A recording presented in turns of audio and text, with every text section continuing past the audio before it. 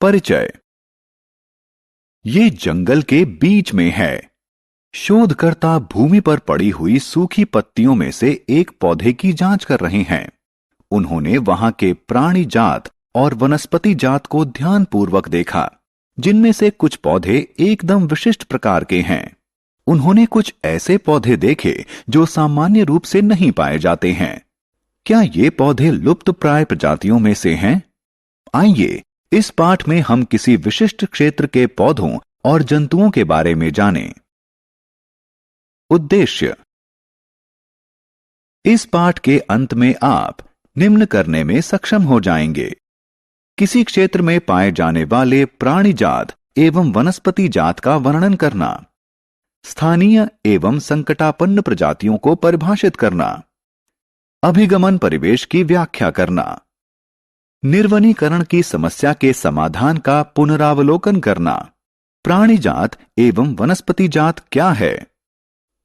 छात्रों, आपने अवश्य देखा होगा कि कुछ जंतु एवं पौधे किसी विशेष क्षेत्र में ही पाए जाते हैं। किसी विशेष क्षेत्र की वनस्पतियों और जंतुओं को उस क्षेत्र के प्राणी जात और वनस्पति जात के रूप में जाना जाता है।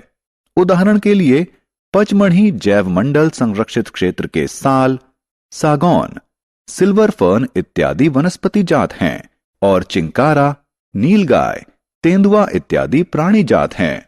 विशेष क्षेत्रीय प्रजातियां। आइए अब हम विशेष क्षेत्रीय प्रजातियों के बारे में जानें।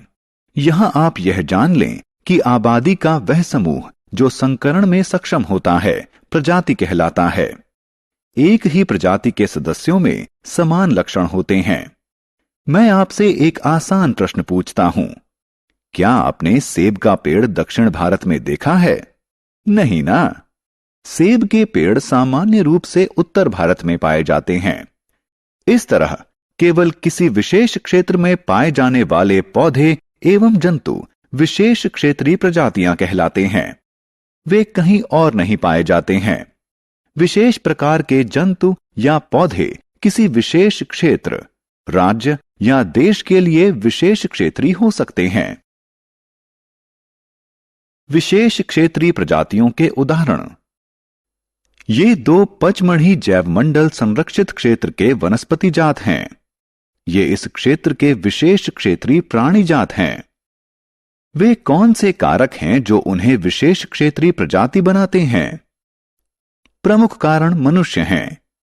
उनके वास स्थल का विनाश, मनुष्यों की बढ़ती जनसंख्या और नई प्रजातियों के आने से विशेष क्षेत्रीय प्रजातियों के प्राकृतिक वास स्थल प्रभावित हो सकते हैं और उनका अस्तित्व संकट में आ सकता है। कौन सी प्रजातियां संकटापन्न कहलाती हैं? आपने डायनासोर के बारे में अवश्य सुना होगा। वे लाखों वर्ष पहले पाए जाते थे, लेकिन आज वे विलुप्त हो चुके हैं। अनेक जंतु एवं पौधे विलुप्त हो चुके हैं, जबकि कुछ विलुप्त होने की कगार पर हैं। वे प्रजातियां जिनकी संख्या विलुप्त होने के स्तर तक कम हो जाए संकटापन्न प्रजातियां कहलाती हैं। कुछ जंतुओं के प्राकृतिक वासस्थल में उत्पन्न बाधाओं के कारण उनकी उत्तरजीविता कठिन हो गई है। आप यह जानने के लिए उत्सुक होंगे कि क्या संकटापन्न प्रजातियों का कोई रिकॉर्ड रखा गया है? ठीक है, रेड डाटा पुस्तक वह स्रोत पुस्तक है जिसमें समस्त संकटापन्न जंतुओं एवं पौधों का रिकॉर्ड रखा जाता है। प्रवास क्या है? आइए बच्चों, हम प्रवास शब्द का अर्थ जानें। प्रत्येक वर्ष कुछ प्रजातियों का किसी विशेष उद्देश्य, जैसे प्रजनन या जलवायु की स्थितियों से बचने के लिए अपने वास स्थल से कुछ निश्चित समयावधि के लिए किसी अन्य स्थान पर जाना, उनका प्रवास कहलाता है। निर्वनीकरण की समस्या का समाधान। हम वनों से अनेक चीजें प्राप्त करते हैं। गोंद, राल, जूट और कागज महत्वपूर्ण उत्पाद हैं जो वन से प्राप्त कच्चे माल से बनाए जाते हैं। क्या आप कागज के विकल्प की उपलब्धता के बारे में विचार कर सकते हैं? क्या होगा यदि हमारे लकड़ी ना होती? ठीक है, इन सभी प्रश्नों का सरल उत्तर कागज का पुनः चक्रण है। कागज को 5 से 7 बार पुनः चक्रित किया जा सकता है। कागज के पुनः चक्रण से न सिर्फ वृक्षों को बचाया जा सकता है, बल्कि ऊर्जा व जल भी बचाया जा सकता है। इसलिए हमें कागज बचाना चाहिए, इसका पुनः इस्तेमाल करना चाहिए और इसका पुनः चक्रण करना चाहिए। तुमने बहुत अच्छी बात कही, लेकिन कागज का पुनः चक्रण केवल निर्वनीकरण को नियंत्रित करने का अस्थायी उपाय है। क्या तुम निर्वनीकरण की समस्या का कोई स्थायी समाधान बता सकते हो? हाँ, यह पुनः वनरोपण है। नष्ट हुए वनों के स्थान पर नए वृक्ष लगाना पुनः वनरोपण कहलाता है।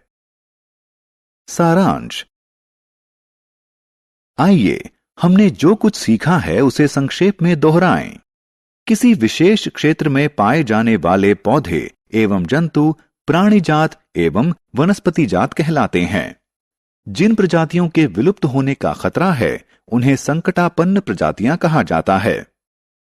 प्रत्येक वर्ष कुछ प्रजातियों का अपने वास स्थल से कुछ निश्चित समयावधि के लिए किसी अन्य स्थान पर जाना उनका प्रवास कहलाता है।